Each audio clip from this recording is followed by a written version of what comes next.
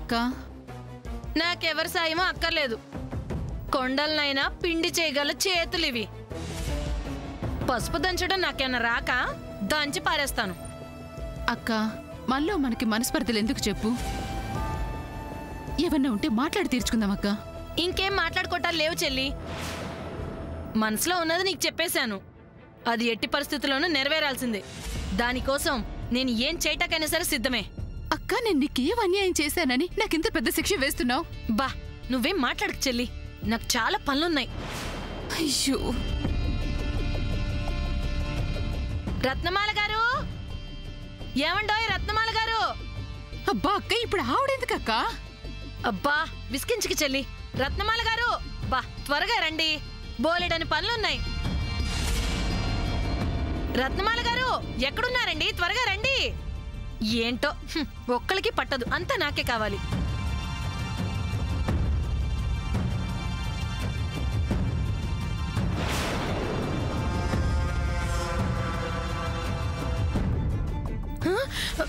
ఏంటండి, ఏంటి ఇప్పుడు లేచారా?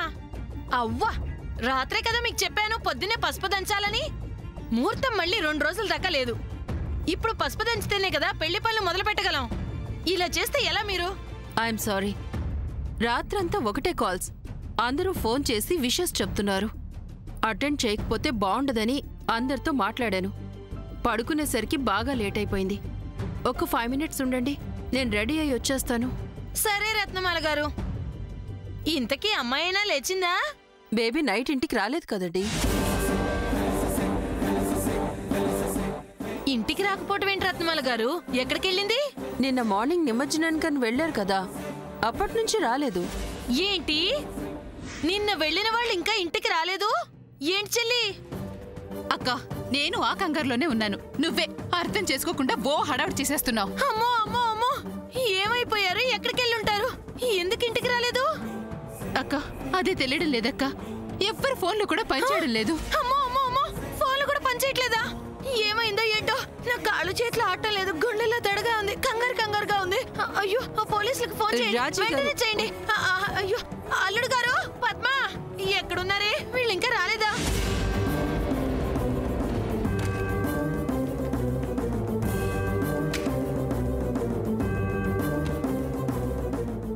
పద్మ, పద్మ, అల్లుడు గారు త్వరగా రండి. అయ్యో, ఎక్కడున్నారు?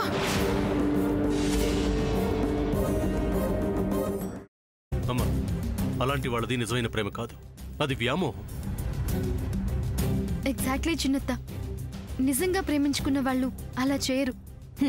ఎంత మనసు విరిగిపోతే కన్న కూతుర్ని పట్టుకొని మా దృష్టిలో చచ్చిపోయా ఉంటుందా తల్లి?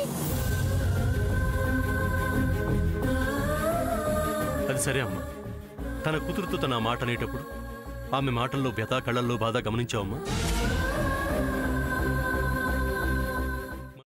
పెద్దబాబుకు బర్త్డే విషెస్ చెప్పు కూడా వెళ్ళాం కదా. ఊరికే ఎలా కాలిపోతుంది? మంట పెడితేనో పడితేనో తగలబడుతుంది.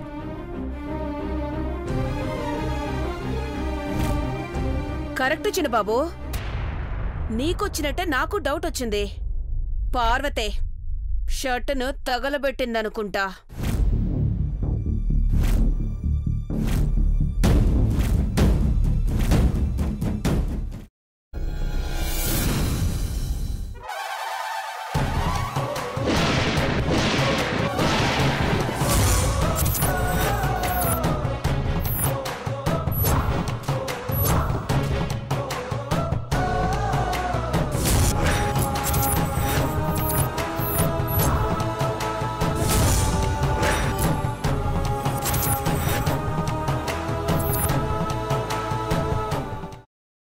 తర్వాత పొట్టు తీసేసి చాప్ చేసి పక్కన పెట్టుకోవాలి. ఒక ప్యాన్లో కొద్దిగా నూనె వేడి చేసి అందులో ఆవాలు, మినప్పప్పు, శనగపప్పు, కరివేపాకు, సన్నగా తరిగి పెట్టుకున్న ఉల్లిపాయలు వేసుకుని 1 నిమిషం పాటు వేయించుకోవాలి. ఆ తర్వాత కాల్చి కట్ చేసి పెట్టుకున్న వంకాయని కూడా అందులో వేసుకుని బాగా మిక్స్ చేసి బౌల్లోకి ట్రాన్స్ఫర్ చేసుకుని అందులో తగినంత చిక్కటి పెరుగు లేదా పల్చటి పెరుగు వేసుకుని మిక్స్ చేసి అన్నంతో కానివ్వండి, చపాతీతో కానివ్వండి సర్వ్ చేసినా చాలా బాగుంటుంది.